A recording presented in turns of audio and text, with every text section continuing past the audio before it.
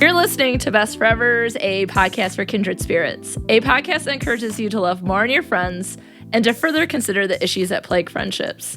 I'm Alysa Lucas, and this week I've been looking at my schedule thinking there are a number of things I could have said no to, but I didn't. And so why do we do this to ourselves? For some people, we don't say no because we're what you call people pleasers. So Ashley, can you relate? So much it hurts. I'm here with Ashley from the awesome podcast Make It Modern, and she's joined me today to talk about people pleasers and friendships. So hello, Ashley. Welcome to the podcast. Hello. So excited to be here. Yay. So can you tell us a little bit more about Make It Modern? Love it, but tell us more. Oh my gosh. So Make It Modern is, our kind of little tagline is like, we talk about old shit and what it'd be like in modern times. Whether it's like Romeo and Juliet, like meeting on Tinder or, the Tudors being like the OG Kardashian family, just pretty much anything with history. Like we've done it. We've done Titanic. We've done King Arthur. Like it's a pretty good time, but we'll also talk about like movies that have been remade, for example, like the Disney movies and how they kind of stand up to now. How maybe Little Mermaid isn't exactly relatable, things like that. So it's just like it's a really fun time. It's super fun. And Jack could have fed on the door, and that is the hill I will die on for the rest of my life when it comes to that Titanic movie. It really, I watched that and I was like, there's totally room, not really knowing, I never got the reference, and I just watched it for the first time for that episode, and I was like, holy shit, I see it now, I understand. Well, no, seriously, okay, you might both, I think they could fully fit on the door in Titanic that they're, drowning off of or whatever they're on, but they could have both at least been hanging over the side of it. They could have survived, I think, and just really pisses me off. Jack was probably a people pleaser, so that's how we ended up there. He was like, how could I say no? Oh, damn it. Oh, man. Everyone here's a people pleaser. We're off to a great start.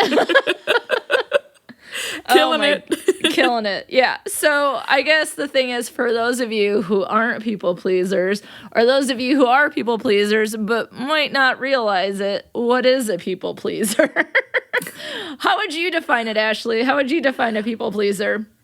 Really, it's someone that just can't say no. I feel like you always just want to be there for someone. You kind of place others' emotions or their own feelings before your own, so you'll do whatever it can to make your friends or family happy, regardless of what that does to your own life. Yeah, and it's I think it's often associated with kindness or niceness, that we go out of the way to help people, which is great. But then could be problematic if we see it as we're expected to do it, or it's an obligation, or that we're just so concerned about potentially offending other people by saying no that we don't do it. And so I have a quiz. So let's see how we do on this quiz. Okay. Oh gosh. So Susan Newman is a PhD, and she has the quiz. It's from the quiz is called How Much of a People Pleaser Are You? And Psychology Today. Oh my God. I was like, it's on the tip of my tongue. Okay. So let's see if we agree with these statements or not. So this comes from Dr. Susan Newman's article. So it says, number 1, you work 60 hours a week but only get paid 40. You were at work late today. Yeah, I was. So I really was like, And I have a type of job where you don't punch in and punch out, and so I work way more than probably what I get paid for. So this one I do agree with. Yeah, with us, when we have this overtime, we get paid vacation from it. So you cap out. Yeah. So that one's okay. Yeah. But I think also I've always been the kind of person that if I have to work more hours, I will, because I want to build that good rapport for the future, you know?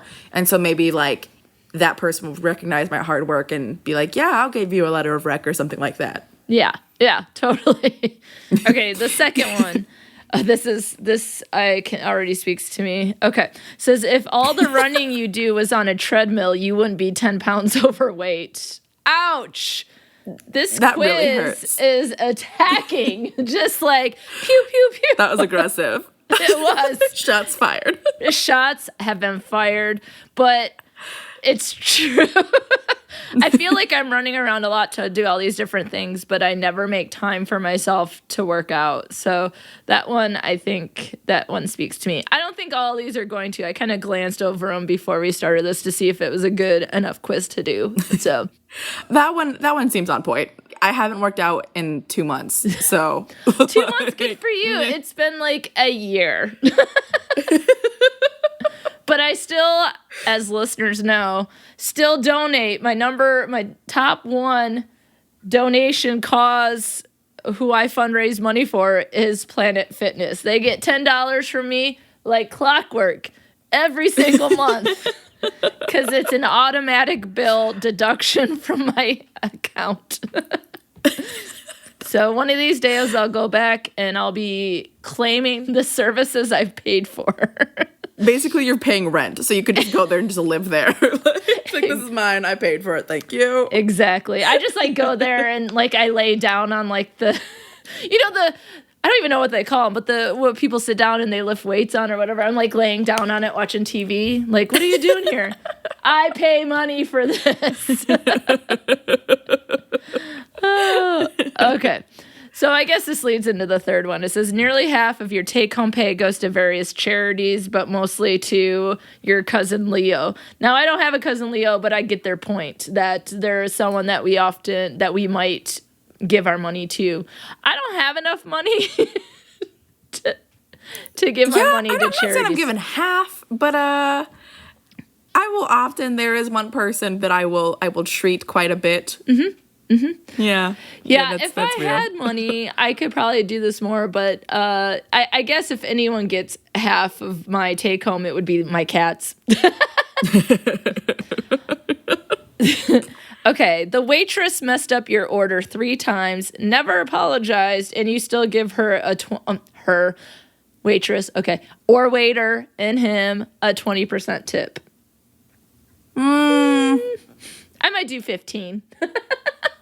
Yeah, I would still leave a tip, but it wouldn't be like that great. It'd be like slightly below average. So maybe we're people pleasers, but we don't meet all of these standards like the quiz might say. But number 5 is coming at me hot. Like this one is for sure.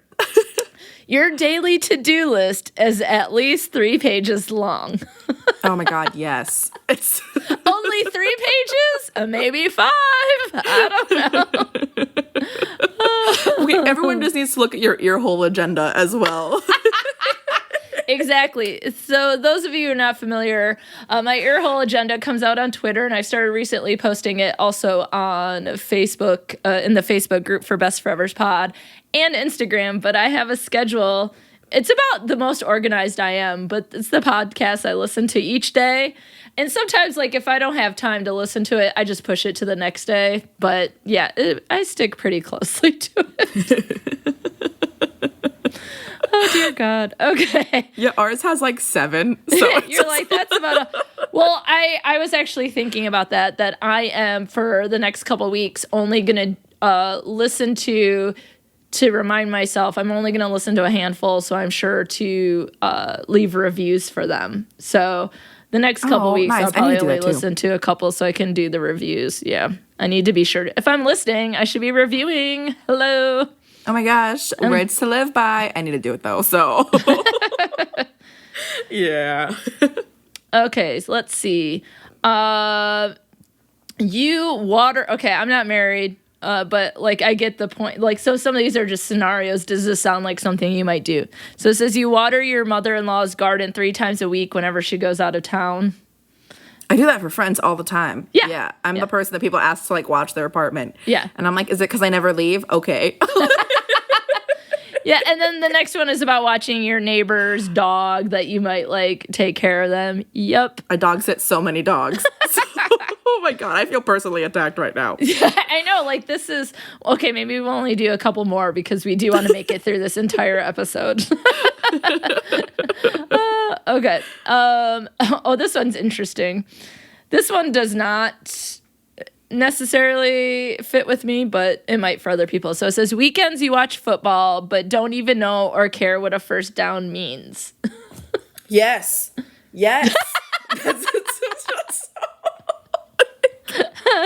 Okay, like, I'm a basketball and baseball girl, and I watch football, and I'm like, okay, like, I know there's 4 downs, blah, blah, but, like, I don't have a team.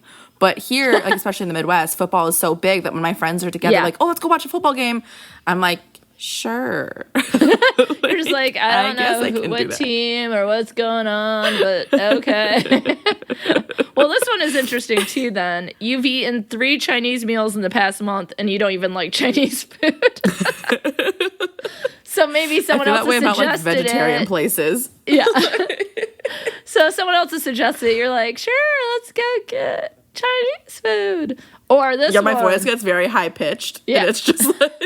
It's like when Ross, if you've ever seen that episode of Friends when he realizes that Joey and Rachel are seeing each other, he's like, I'm fine!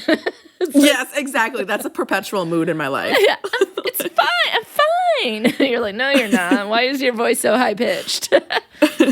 Okay, this one for real hurts. Your car has all the extras you didn't want or need. Like, so when you buy a new car, or I guess I could translate this over to when you go get your oil changed, they're like, you also need to do this, this, this, and this. Okay. $150 later. God damn it. There we go. That's why I don't have money to donate to Cousin Leo. I just want us to start referring to Cousin Leo throughout this entire episode and make him a thing. Yeah, Cousin Leo, for sure. Cousin Leo is the problem. Okay. We'll blame him. Okay, we'll end here. There's more. There's a link in show notes, so if people want to see all 15 and feel personally attacked or vindicated, I guess, then go check out this quiz. No, I'm going to do the last 2. Your long hair is gone because your beautician is scissor happy. Oh, yeah. I've had that before. I end up looking like a little boy, and I'm like, great. So that happened to me one time, or like right before I went to Penn State for graduate school, and I ended up wearing a hat for like half a year. Because I was like, what did you do to my hair? Versus... And they're like, do you love it? And you're like, yeah. Have you ever seen that Vine of the kid? An avocado. Oh, yeah. Thanks. That's totally... Do you love your hair? Yeah, thanks. Goes to car, starts crying immediately. Yeah, it's fine. So... I'm just, you're running out of the store. You're like, bye. Okay, last one. You're about to buy your 3rd bridesmaid's dress this year, and you couldn't afford the first one. That sounds like something I would do. Yeah, I had my first bridesmaid situation this fall, but they let me. They're like, pick out whatever you want. It just has to be in this color, and I was like, dope. Yes. I'm gonna go to Kohl's. So brides are getting so much cooler, or that like the norms and sort of the principles and things surrounding these events seem to become a little bit more relaxed versus like, you have to get this and it costs this much. And not only do you have to buy this dress, but it's also a destination wedding and da-da-da-da. And you're just like, sounds great. I'm going to be in debt for the next 10 years. It's like, I don't like, yes, because then they also like want you to do like pay for your makeup, pay for your nails, pay for your hair. Yeah. And you're just like, I'm sorry, am I paying to be in your wedding? Not that I have had that experience. I just watched it on TV. So. Well, I was going to say, yeah, there are a lot of things that you have to consider. And it's like one of the things, though, is that there isn't necessarily equivalent for something your friend could do if you don't get married. So your friend could be buying a lot of stuff for your wedding, and then if they don't get married, what is the equivalent? Maybe a special birthday. But I always think that's interesting, too. Yeah. Like, so there are some people who, like, how many, was it 27 dresses? Like, how many times, like, how much money did she spend on dresses? Well, so this quiz, I think there are a couple that I didn't necessarily agree with, but Cousin Leo, watching football, watching people's pets, getting extras. Like there's some things that I know I do and you also agreed with. So, you know, I was reading this other Psychology Today article. It's from August 2017. It was written by Amy Morin. And she talked about some of the things that sort of help define people pleasers more. And she's like, you pretend to agree with everyone. And I'm saying you because that's the language from her article. I'm not like, you, Ashley. No, you're fine. But you might agree with me whether you want to or not because you're a people pleaser. You might feel responsible for how other people feel. You apologize a lot. So people say, I'm sorry. You feel burdened by all the things you have to do because a lot of the times you're doing all these things because you can't say no or you don't know how to say no. And my mom will say to me all the time, no is a complete sentence. No, period. And I'm like, oh, but what if they... Nope, it's no. Like, okay. So people pleasers, according to this article, might also feel uncomfortable if someone is angry with them or they go to great lengths to avoid any sort of confrontation. I feel so seen right now. Yeah, you might not feel comfortable admitting that your feelings were hurt.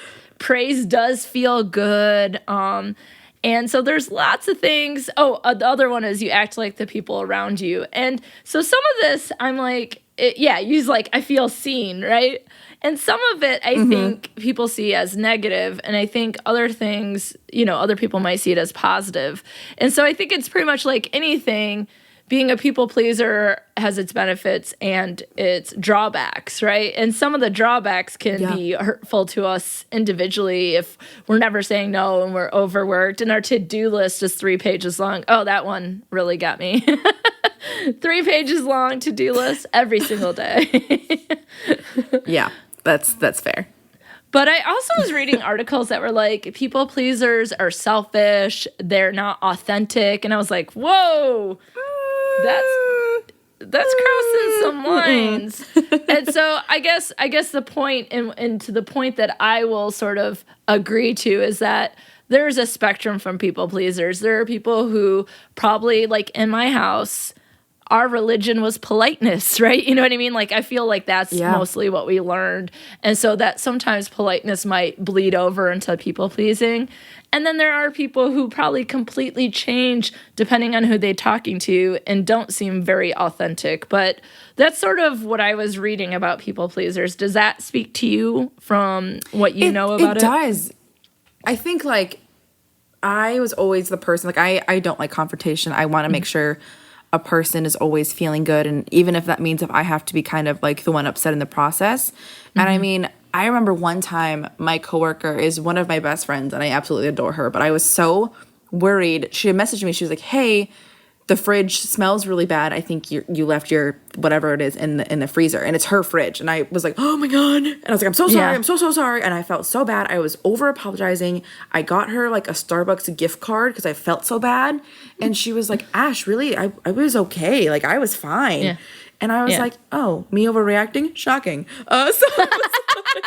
Spoiler alert, I overreacted. Because I get so worried about someone being mad at me, you know? And I think one of the things too is that line in there about how people adapt to the people around them. I think that is me in the sense of like a political spectrum. Yeah. I have friends all over the political map. And I think that's why I probably identify as truly as a moderate. Because, you know, I listen to those people's things, and part of it is like I want to agree with them, you know, like that's just how I am. I don't want to cause any confrontation, but I also I think it makes me think more about these stuff. It's like, oh my gosh, yeah, like that's such a great point. You know, like why do you want to surround yourself with people that all have the same opinions on everything? That's not going to challenge you. And I think that's a positive aspect about being a people pleaser. You know, like really you are friends with everybody because that's just who you are. Yeah, and I agree to that point. I would say I probably have less people along the spectrum politically, but I also feel like I can go into a room and connect with anyone, or that I'm able to build a relationship with anyone because I can figure out what they like, and then I can talk to them about it. And some of the things might be like, okay, I wasn't going in going, oh, I want to talk about this TV show or this music or this thing, that thing. But I can go in and they're like, oh my God, I love this show or I love this band. And I can be like, yeah, they're great. And they might not be on the top of my list, but I might enjoy their music or I might enjoy the show. Yeah. And I think it just is a way to connect with people. And so I take some offense to it being like, you're selfish and you're not authentic, because I still do think that I'm who I am. I think I'm Alysa, right? But that doesn't mean I can't go into my classroom of students right now and not be able to connect with them. But I'm certainly, I could say no to students. They'd be like, can I turn this in late? No. So there's probably, I guess that's the difference, right? It might be, when it comes to our friends or when trying to make friendships, it might be a little bit different. So have you, I guess, let's talk a little bit, but you mentioned this particular scenario with your coworker, but can you think of other scenarios where people pleasing, that part of who you are, either helped or hurt a friendship, whether it was building it or maintaining it? What has been your experience? I have grown so much from in college. I was an extreme people pleaser. I was kind of I was on the rowing team at Drake, and what my role was known as was the team therapist. And I would take on a lot of people's burdens. I would never say no. You can't talk to me. I always want to listen, because I know rowing, doing a college sport, and also being a student is really hard. And I was an upperclassman, and I really was my coach was really pushing for me to be that person. Where I think people pleasing can be misconstrued as stressful is kind of in this instance when I think about it. One of my really good friends, she was going through a lot, and so much so that we would talk in endless circles about how to change the circumstances, because it was a lot on her. She wasn't in a good place. She wasn't really wanting help. She just wanted to talk about it, and I could not just sit and listen. And I mean, it drew out for quite some time as the people pleaser with me. I don't like confrontation. I want to make sure you always feel good, even if it seeps into my own life. Yeah. And it ended up, I had to be incredibly selfish and stop talking to her and sort of cut her out of my life a little bit, because I was overwhelmed. And I was selfish in that moment, saying, I can't do this anymore. And if I had just maybe said it earlier on, if we're going to keep talking about this, I can't do it, it maybe would have been a different situation. But because I so did not want confrontation and to make her feel bad, I didn't do it. Yeah, I see a plus and maybe a minus, if you will, from what you just described. I think a plus is no matter what the scenario is, if there's someone who is overwhelming us, that we should find a way to, we have to, I guess I wouldn't call it being selfish. At that time, what was more important to prioritize was your mental health, perhaps, or your ability with everything that was going on, right? And so that, I think, is positive, because we shouldn't remain in friendships or in scenarios that are going to make it worse for us. And sometimes it's we might just need a small break and we can come back, or sometimes it might just be this friendship isn't going to work. And if you can finally realize that, or you realize it soon, or it doesn't matter when you realize it, if you're able to find a way to protect yourself, then I think that's positive for yourself, right? Because I say on the podcast all the time, everyone deserves to be happy, healthy, and safe. And so in that scenario, it was better for you to prioritize yourself. And I don't necessarily think that's selfish, because we can't be friends to everyone. We can't please everyone. And I know that's part of our problem because we think we can. Right? Yeah. But I do think that the minus, or the negative, if you will, is that can be difficult is, and I know exactly what you're talking about, where the scenario can go on way longer than it needs to be going on, because we might not find a time in which to have that confrontation, in which to talk about the concern or to end the friendship or whatever it might be. And the thing about it is, confrontation simply means direct communication, but it has such a negative connotation. I think basically we don't want to rock the boat, and we don't want to have any sort of conflict. And so if we're just trying to please people, then we delay the inevitable of the relationship potentially ending, right? And so it's like good news when we finally figure it out, but we might figure it out 3 months too late or 3 years too late.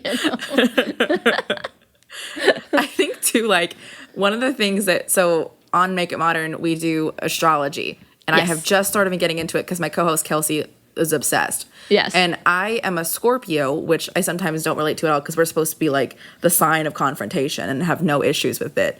And I'm like, I'm afraid. And then, but one of the things that like Scorpios can do is they're able to get people comfortable enough around them to kind of open up.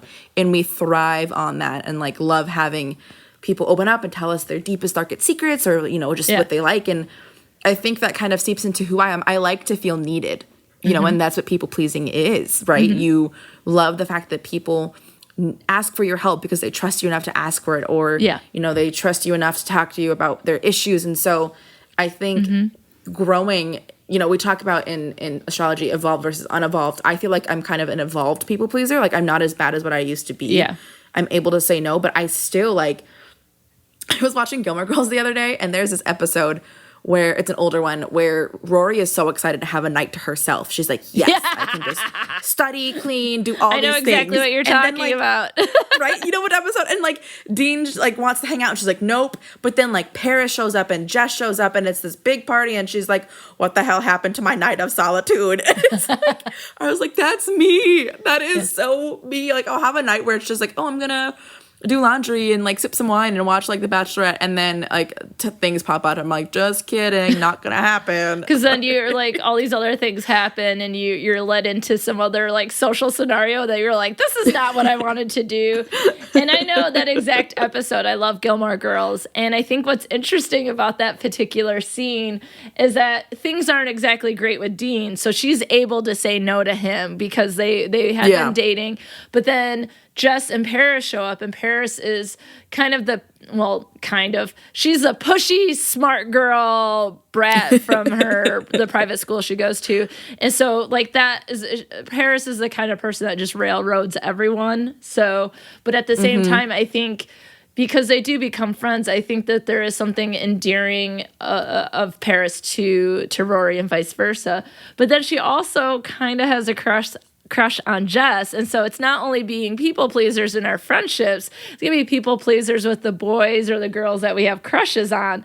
Oh, Jess is here? Yeah. Well, then, yes, come on in. What night of solitude, right? Like, it's like a little bit harder to say no because if you like a boy or it's a new friendship or you know that Paris is pushy, like, you know, at least in the Paris' situation, you know that there's more likely to be conflict if you say no, right? Yeah. Jess would just have to get over it. But then you might be afraid of what he thinks of you if you say no, right? And that happened to me when I was dating someone. It was always like, hey, do you want to come over and hang out? And it's like as I'm going to work out, when I did work out. I had a membership at the YMCA and I would go work out, but then I would cancel what I was doing to go see him because he's like, well, I'm available now. And I'm like, and I'm actually kind of mad at myself that I did that, but we're no longer in contact, so it's fine. Alysa, I feel like we are like the same person and it's really freaking me out. Did we just become best friends? I think we did because like literally right when he's like, oh my God, that happened to me a couple months ago. I was ready to like settle down and just be like, this is my night.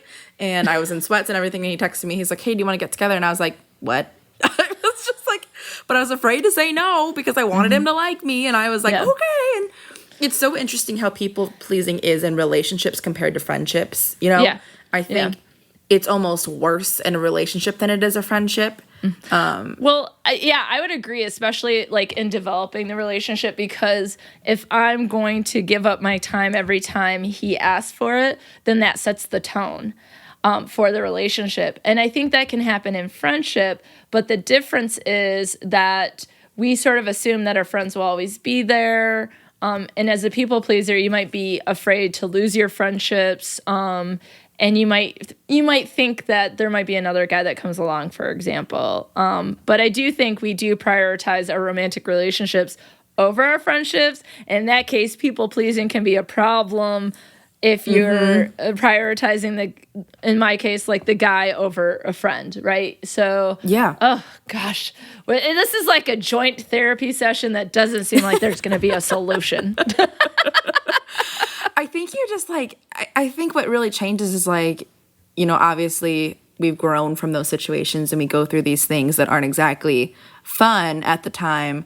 But you have to realize, I think, when you're a people pleaser is like, you need to stop feeling validation from being needed or having someone reach out to you and ask for something. Like, that sounds so small and like kind of dumb, but in real, I hit that realization. I love to be needed, but by people that also value that, and give back to that rather than just getting like stomped on all the time and kind of getting taken advantage of a little bit, Yeah, and I think that's some of the things that a people pleaser has to be careful with. We have to be careful that people don't take advantage of us, but also it's like I much rather spend my time doing something that is, the last item on my 3-page to-do list for someone I've been friends with for 15 years or even 5 years versus someone I kind of met a couple weeks ago and they need help moving. Like, no one likes to move, right? Like, I mean, ugh. And I'm like, Alysa, what before you even said moving, this? I started thinking about it and then you said it and I'm like, oh my God, we are the same person. Which is weird because I'm a Gemini. So you mentioned being a Scorpio. I'm a Gemini. Adri from Occiopolitics and I were just on the episode with our big Gemini energy, like a bunch of like obnoxious Gemini folks. What I think is interesting, though, is I would imagine like stereotypically Geminis would kind of be the people that would like to have people pleasers as their friends because in some ways they can... The attention might be on them. It's not like, oh, me, but it might be like, we know exactly what we like and what we want to do. So I am kind of like, I don't want Chinese food. Or I'd be like, oh, I can do Chinese food. And so in some cases, I've been friends with people who are people pleasers. And there are some boundaries, I think, or some lines that even I'm like, I don't go that far into the spectrum of people pleasing. Like I don't know, what do you want to do? I don't know, whatever you want to do. Like, we don't need to do that dance forever and then never go out and do anything because we just asked each other that question until we died, right? Like, so typically I'd be like, I can throw out some options and things like that, but I had a friend who would never decide anything, would just be like, whatever you want to do. So it'd be like, hey, do you want to hang out on Friday night? Yeah, that's great. What do you want to do? I don't know, whatever you want to do. No, you decide. Well, what do you want to do? No, you decide. How about we go see a movie? Okay, what movie do you want to see? Well, what do you want to see? No. So it just goes on and on and on. And that ends up being like the perfect night for me because I'm seeing precisely the movie I want to see, eating precisely the food I want, and it's probably Chinese food, and they hate it. They're like, Chinese food, great, I hate it. So... Yeah, I think it's just like, I don't know if people pleasing is something that like really hits when you're younger. And I'm sure even as you're older, some people will never age out of it. But it's like, I remember one time I helped someone move. She was my coworker at the time and we were kind of friends, but not super close. And I was like, no, you said you were going to help her move and you're going to go. I was so hungover. Like I was struggling to get up and down the stairs, but I did it. And, anyways, since then, she has become, like, my best friend. And when I moved, she was all in and, like, making sure I was good. She stayed with me to help build furniture and just was so great. And part of me was, like, a little surprised. Not surprised, but just, like, this is what it's like to be in a friendship, where someone cares about you as much as you care about them and kind of give back as much as you give them. And I think that's just such a great thing. And I probably, she's a Leo, so I have to give her a shout out because she's, like, needs the attention. But... I love it. No, she's the best. I love her. But yeah, it's just, I feel like as I've gotten older, I've noticed how much my friendships have evolved compared to like, in college, I feel like I had a lot, this is going to sound so petty, like I'm like a narcissist, but I had a lot of friends in college. I was in a lot of different friend groups. Even in high school, I was always a floater. Like I didn't like to just have one friend group. As I've gotten older, I love my friend group and I am a very #no new friends because I'm like, it's a lot of energy at this point in my life that I don't want to exude, but that'd be kind of awkward if I started that hashtag on my friendship podcast Twitter. I know. Hashtag My bad. Not the place. But for some people, that is a really great decision, though. But I just think it would be funny coming from me. Hashtag no new friends. But like for people who are listening to this, some of it might be trying to deal with these types of issues, and like, maybe adding on more friends would be more problematic for someone who's a people pleaser, because then it means you have more people to please. And so it sounds like you were all over the place and are probably overburdened by trying to please everyone and not saying no, that if you have evolved to a smaller friend group, then like, is that adulting? I don't know. I don't know. Hashtag what is adulting? Send us your comments and thoughts. Hashtag no new friends. As I'm saying, Alysa, did we just become best friends? And then you're sending me mixed messages. I'm so sorry. On the next episode of Best Forevers, where we talk about when people send you mixed messages. No, just kidding. But I think that's a good point, right? Like that you said hashtag no new friends. I'm assuming that means you are spending more time with the friendships that you have and not necessarily creating a whole lot of new friendships, so that you are remaining in a spot where you can say yes to enough people and no to those people and still have time for your goals and the things that you want to do without being overburdened. And that's a good place to be, right? So hashtag no new friends works great for people who might be overburdened. But last week I talked about people who are looking for friends. So they're hashtag looking for new friends, right? So if everyone put that in their Twitter profile, oh my goodness, that would help people make friends. I love it. Let's start a trend. I'm here for it. I'll do it. Yeah, I'll put hashtag always here for friends. Unless you're toxic. Mine will be in parentheses, but please don't DM me. Let me live. Exactly. Oh my goodness. Have you had other scenarios in friendship where people pleasing was just something that really impacted you or the friendship?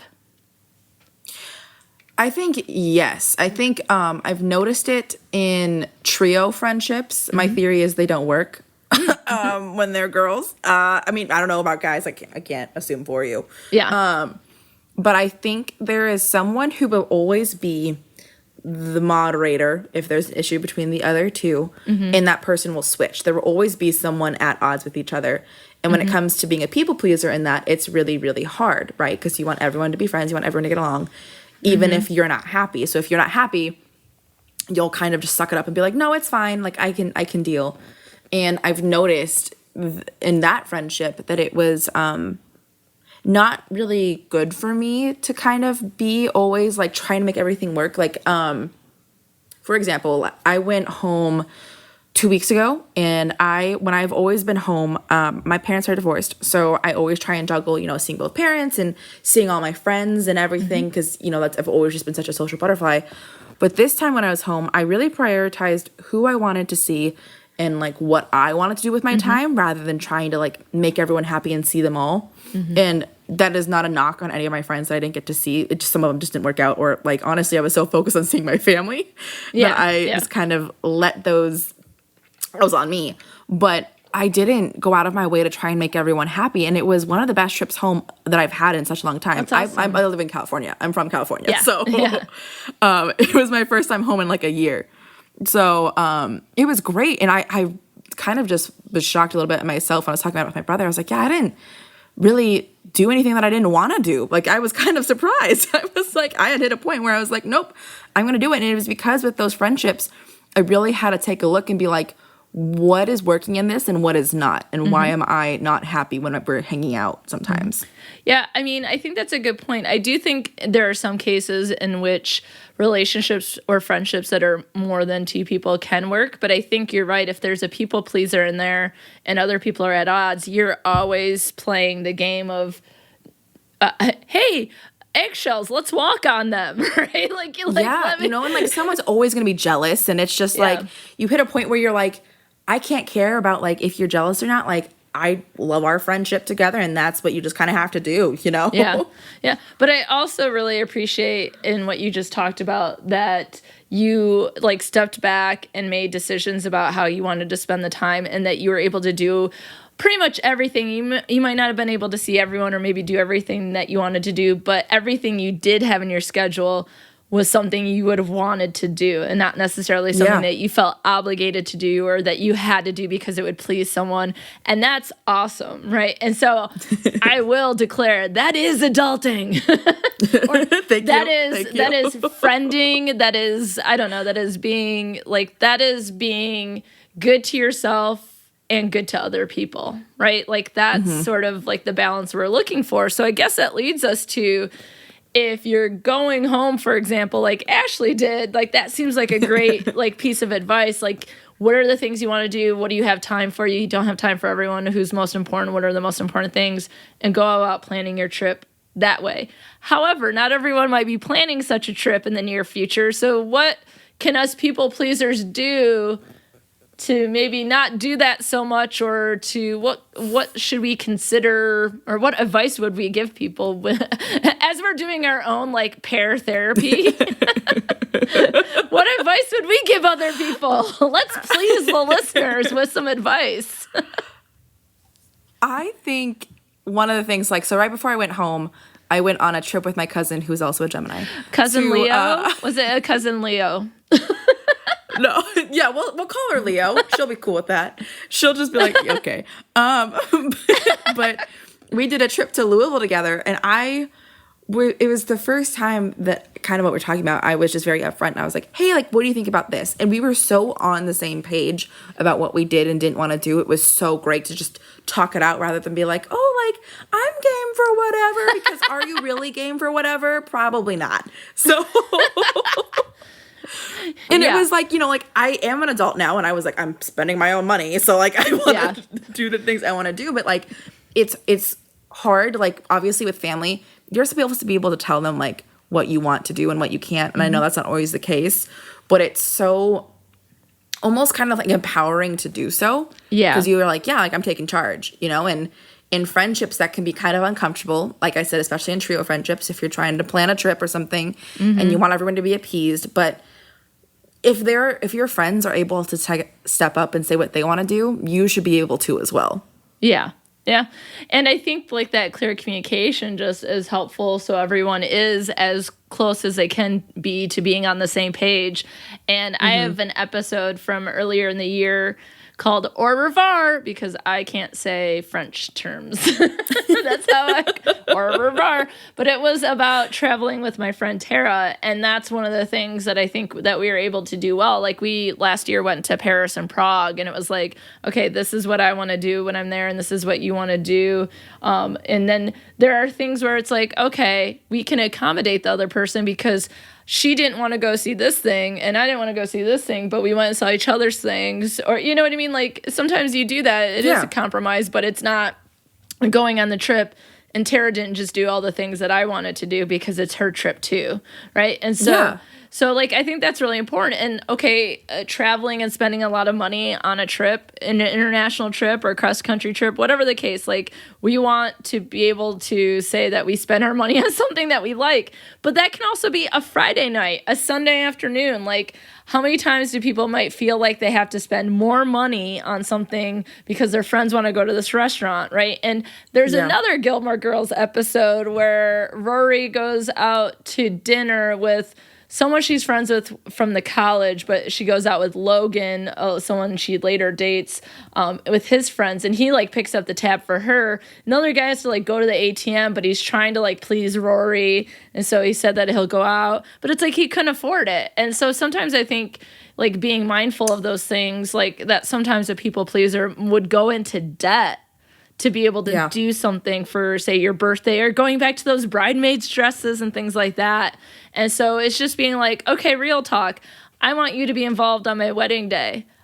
All I need is a dress in this type of color. Is this something that would work in your budget, right? Like, or what if it's a destination wedding? What, you know, I mean, it's just like, I know, as someone who teaches communication, and I'm over here like, communication is key, but sometimes it is it's though, like, you know, because I was just thinking, I was like, do we sound like broken records? But it's like hitting that point, and I'm not saying I'm perfect. I know I still struggle with being able to say, no, I don't want to do that. Yeah. My close enough friends are like, Ashley, do you actually want to do that? And I'll be like, no. I'm like, dude, get yourself, especially if it's a friend group, which I know you feel strongly about the trio, right? I think they can work sometimes, but there's also groups of 4, groups of 5, groups of 6. I'm in a group of 6, if you will, for one of my friend groups, and I have another friend group where it's like a group of 4. The group of 6, we have a private Facebook group, and it's like where we can just like, what can people do? Does this work in people's schedule? You know, do you want to do this? What would you be interested in? And generally, we're friends because we do have something in common, and we can find those common things. But if something becomes more expensive, it's either saying, let's do something else, or if someone says, I can't do that, it's like accepting that so the people pleaser doesn't have to feel like they have to do it. And people pleasers, there's things that we can do. And sometimes I think this is hard, but I was reading this Psych Central article from October 2018, and the very first thing it said to help stop yourself or decrease the people pleasing, the first thing was realize you have a choice. And I was like, oh, I have a choice? I get to I'm in charge of my own life? Wait, what? But it can be hard to make that choice, because if you make a choice to be like, I can't do that, then you might feel left out. And sometimes there's consequences to that choice. However, just going along with everything definitely has consequences. Some of the other advice was set your priorities, which I think you did on your recent trip. You can stall people if they ask for a favor. You can stall in the sense of, let me check my calendar, things like that. And then you can make like a more informed decision. I like this one, set a time limit. So if your acquaintance you just met is like, can you help me move? Instead of being like, no, you could be like, I'm available from 12 to 1, so I'll move for that hour, but after that, I can't. I think that's good. So you don't exactly have to say no, but you don't have to say yes to everything. I like that one a lot, actually. Yeah. There was a meme, hang on one second, I'm trying to find it, that I posted, and I have never gotten so many people like commenting, oh my God, that's me.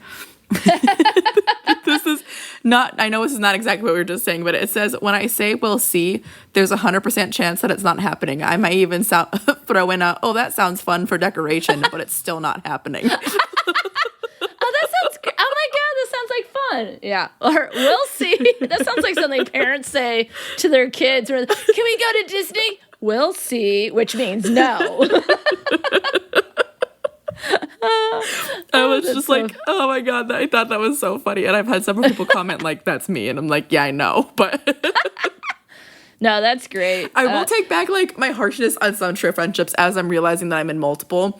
Not all are terrible. I think what you said earlier, it comes to the communication and like how much you're able to grow and realize that you don't have to make everyone in that friend group feel good all the time if it doesn't help you, right? Yeah. I love my trio friendships. I love the people. So, but it took a lot to get there to be like, God, I don't have to like bend my back to make everybody happy in this. Well, and also realize I'm coming from a point of view where I believe friendship is the greatest thing on earth. So there's a level of defense there. But I think like no matter the combination of friends, or if it's a one-on-one friendship, if it's a friendship group, if it's a trio, that there are unique benefits and drawbacks to each type of those friendships. And I think you're hitting the nail on the head when you say trio friendships. If you have a people pleaser, that person is going to be working double time to be like pleasing everyone, and then they're never going to win. And so I think that makes those types of friendships for them really unenjoyable, but then they're not going to say anything because they don't want to have that confrontation. They don't, the whole people-pleasing shebang, And so like, know that I'm coming from that point of view, but that I do believe that all types of friendships have unique situations, and that's why I have the podcast. So maybe, Ashley, I think because we've become new best friends today, that I would love to have you back, and maybe we can do a specific episode about the concerns for friendship trio groups. What do you think? Would you do that? Heck yeah. I am into that. That is, if I tell my friend group here that that's what I'm doing, they'll be like, yep, you're the pro. I'll be like, yes, bow down.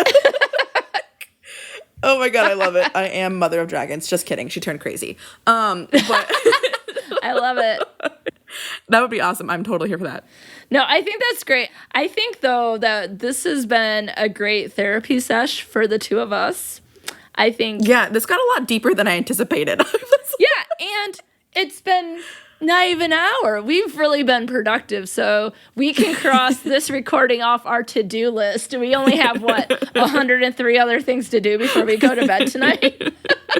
Yeah, you and I both have more episodes to record. Maybe do some laundry. I haven't eaten dinner yet, so maybe that's something I'll do. But yeah.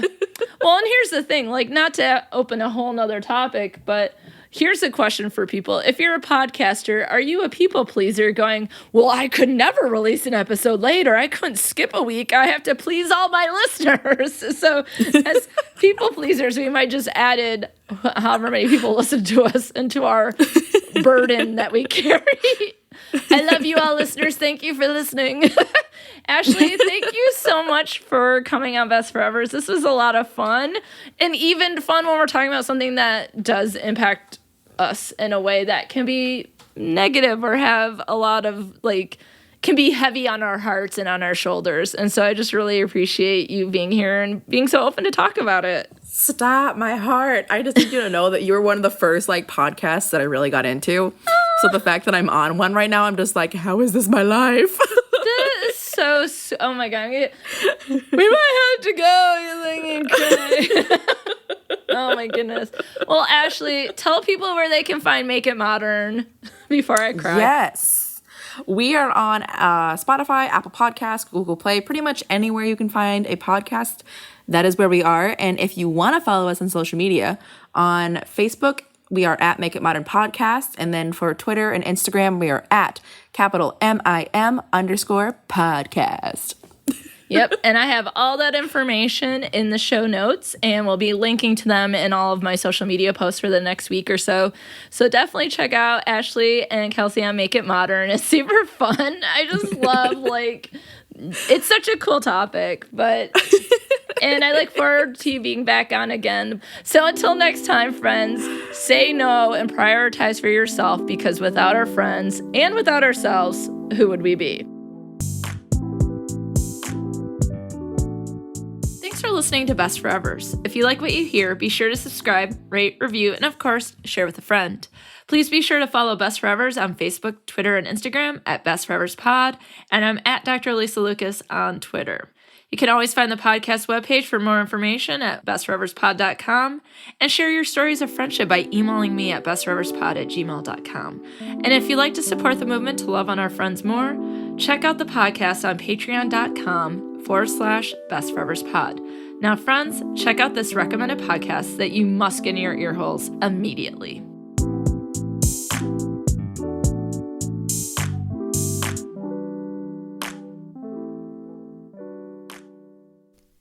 Hey there, it's Allison Carter. I'm the host of the podcast, Not Your Little Lady.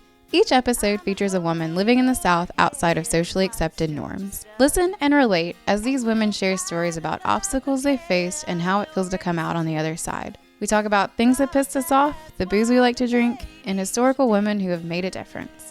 Through all this, we explore the importance of women owning their past, present, and future while keeping it light and funny. You can find episodes, which are released every other Wednesday, on most podcast listening apps or at notyouрлittlelady.com. Be sure to follow the podcast on Twitter at ladiesofnyll and on Facebook and Instagram at notyourlittlelady. Happy listening, y'all.